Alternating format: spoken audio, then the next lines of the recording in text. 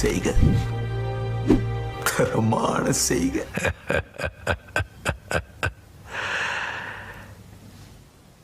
இந்த ஆட்டம் போதுமா குழந்தை?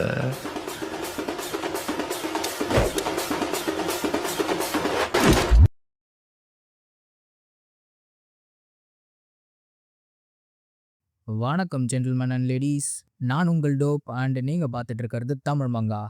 இந்த வீடியோவில் நம்ம பார்க்க போகிறது டேண்டடான் மங்காவோட சாப்டர் 227. இந்த சாப்டரில் கவுன்சைன் ஜெர்மியன் அடுத்து என்ன பண்ண போகிறான், உஞ்சி ஜுமா என்ன பண்ணுறான், மோமோவை டன்மரா கர்ஸ்லேருந்து வெளியில் கொண்டு வந்த பிரிஸ்ட்லாம் என்ன பண்ண போகிறாங்கன்னு எல்லாத்தையும் பார்ப்போம். வாங்க வீடியோக்குள்ளே போகலாம். கொசுகா நைவ்ஸில் இருக்க பவர்ஸ் எல்லாம் ஃபேரிடெயில் கார்டோட உடம்புல புகுற கொஞ்சம் கொஞ்சமாக உருமாறுற ஃபேரிடெயில் கார்டு Alice, Hansel and Gretel, snow white, கடைசியாக த லிட்டில் மர்மைட்னு மொத்த 4 யோகாய் பவர்ஸ் கொண்ட யோகாய் கலவையா கவுன்சைன் ஜெர்மியன் அண்ட் ரெட் பேரன் என்னரா கண்ணு முன்னாடியே மாறுறான். அதை கவுண்ட் எந்த எக்ஸ்பிரஷனும் இல்லாமல் பார்த்துட்டு இருக்க என்னராவோ இந்த உருமாற்றத்தை பார்த்து ஷாக்ல இருக்க 4 யோகாய் பவர்ஸும் கொண்ட ஒரு மிருகமாக மாறின ஃபேரிடெயில் கார்டு பிளாடோ அப்படிதான் செம, இதுதான் வேணும் எனக்கு, இது தர கிக்க வேற எதுனாலையும் தர முடியாதுன்னு தூக்கிட்டு உக்காந்துட்டு இருந்த சேர்ல இருந்து எழுந்துக்கிறான்.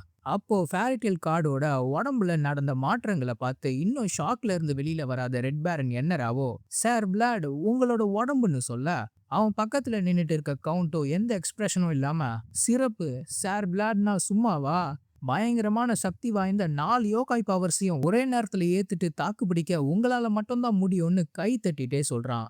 அதை கேட்டு விடாம கக்க புக்கன்னு சிரிச்சிட்டு இருக்க ஃபேரிடெயில் கார்டு பிளாடோ, ஆமா அப்படிதான் என்ன புகழ்ந்துட்டே இருங்கன்னு உக்காந்துட்டு இருந்த சேரை விட்டு தள்ளி வரான். பாராட்டுகளை கேட்டு ஃபேரிடெயில் கார்டு குஜாலா இருக்கிறத பார்த்து ரெட் பேரன் என்னராவோ வேற வழி இல்லாம, நீங்க அற்புதமானவர் சார் பிளாடுன்னு கவுண்ட் கூட சேர்ந்து ஜால்ற அடிக்கிறான். என்ன ஒரு கண் கொள்ளாத காட்சின்னு கவுண்ட் இன்னும் விடாம அள்ளி விட்டுட்டு இருக்க, ஆமா அப்படிதான் அப்படியேதான்னு ஃபேரிடெயில் கார்டும் கேட்டுட்டு இருக்கான்.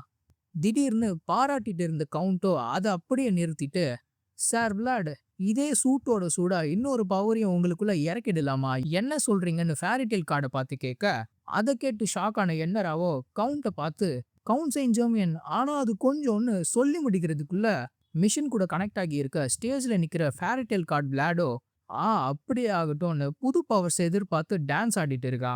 ஃபேரிடெயில் கார்டோட சம்மதத்தை கேட்ட உடனே, உண்மையாவே நீங்க தான் தேர்ந்தெடுக்கப்பட்டவர் சார் பிளாட்னு கவுண்டோ மறுபடியும் ஐஸ் போட ஆரம்பிச்சிடுறான். சிச்சுவேஷன் ரொம்ப எஸ்கலேட் ஆகுறத பார்த்து ரெட் பேரன் என்னராவோ, கொஞ்சம் இருங்க, நம்ம கிட்ட இந்த யோகாய் பவர்ஸ்லாம் இன்னும் எவால்வ் ஆகுறதுக்காக தானே அந்த டெஸ்ட் சப்ஜெக்ட்ஸ் மேல இறக்கணும், ஆனா ஒரே நேரத்துல அப்படி எவால்வ் ஆன 3 யோகாய் பவர்ஸையும் உங்களுக்குள்ள இறக்குறது ரொம்ப ஆபத்தா முடியும், அதுவும் உங்க உடம்பு இன்னும் அதை ஏத்துக்கிற பக்குவத்துல இல்லாத போது அப்படின்னு இருக்கிற பிரச்சனைய ரெட் பேரன் என்னராவோ தெளிவா எக்ஸ்பிளைன் பண்ணிட்டு இருக்க. அதை கேட்டு கடுப்பான கவுண்டோ ரெட் பேரன் என்னரா பக்கம் திரும்பி, என்ன கிளட்டு புக வண்டி, உனக்கு திமிரு கொஞ்சம் அதிகமாகிடுச்சு போலன்னு கேட்க, ஐயையோ பேசக்கூடாததை பேசி எல்லைய மீறிட்டோம் போலன்னு பயந்த ரெட் பேரன் என்னராவோ தரையில மண்டி போட்டு தலை குனிஞ்சு, இல்ல என்னோட முட்டாள்தனத்தை மன்னிச்சிடுங்கன்னு கவுண்ட் கிட்ட மன்னிப்பு கேட்கிறான்.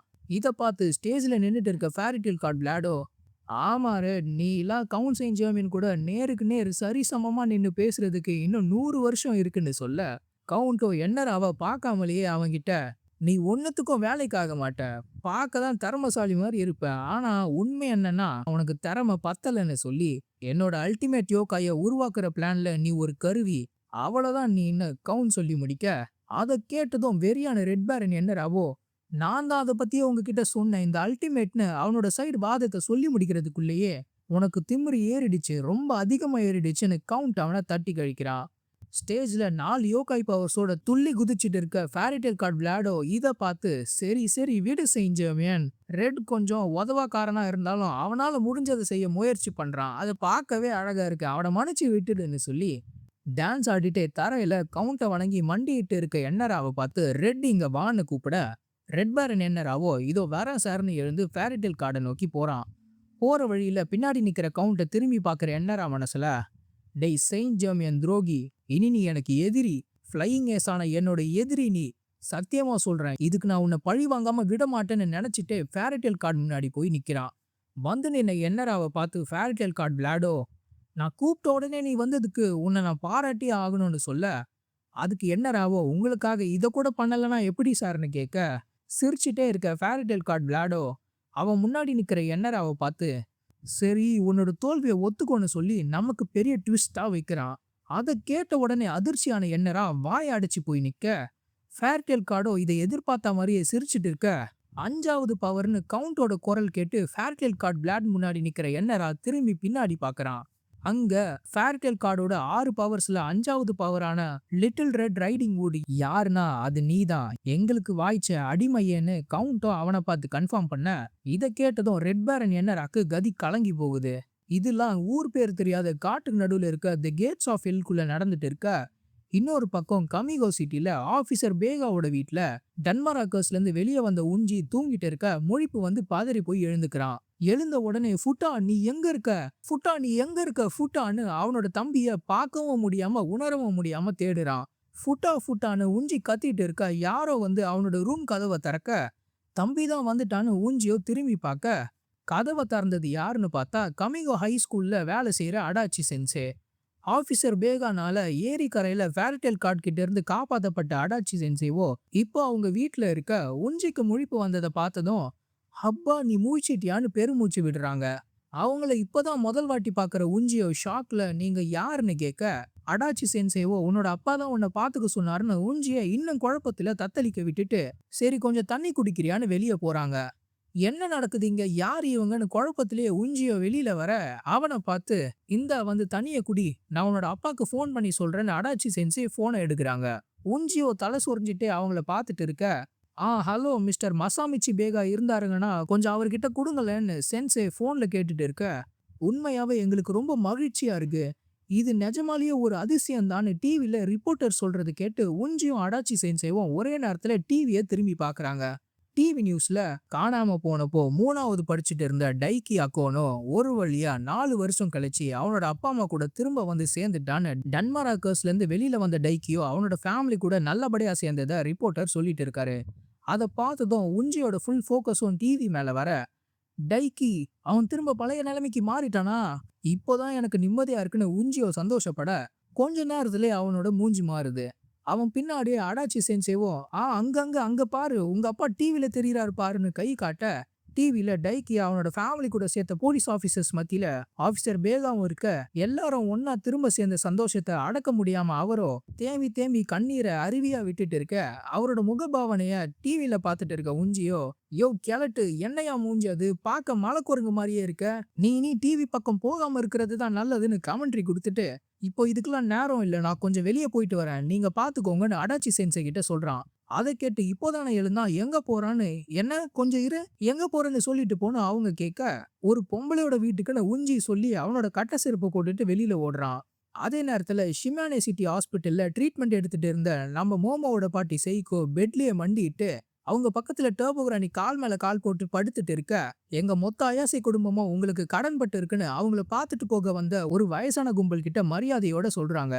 அதை கேட்டு அந்த கும்பல்ல தாங்கி நடக்க ஒரு கட்டைய வச்சுட்டு இருக்க பெரியவரோ, ரொம்ப ஓவரா மரியாதையா நடந்துக்காத செய்கோ, உனக்கு தெரியாததா எங்க பக்கமும் நிறைய பிரச்சனை ஆகிடுச்சு, அதுக்கு எங்களை மன்னிச்சிடுன்னு சொல்றாரு.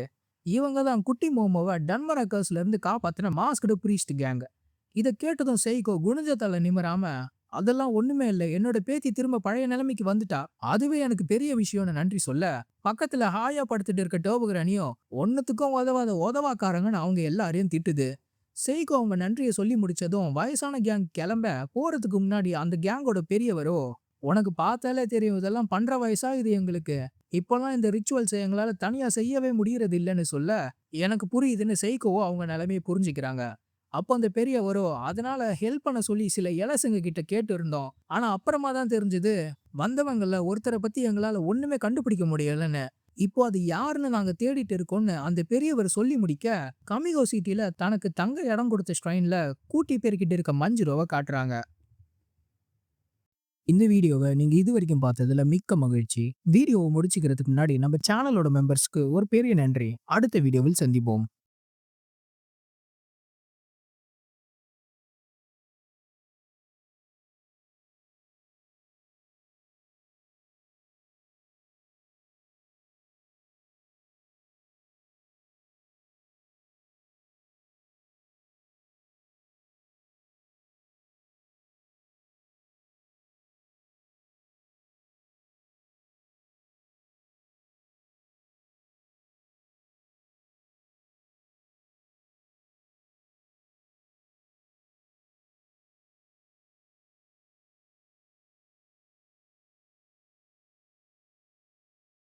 இருந்து சாதிக்க நிறைய விஷயம் இருக்கும்போது இறந்து முடிக்க நினைக்காதீங்க.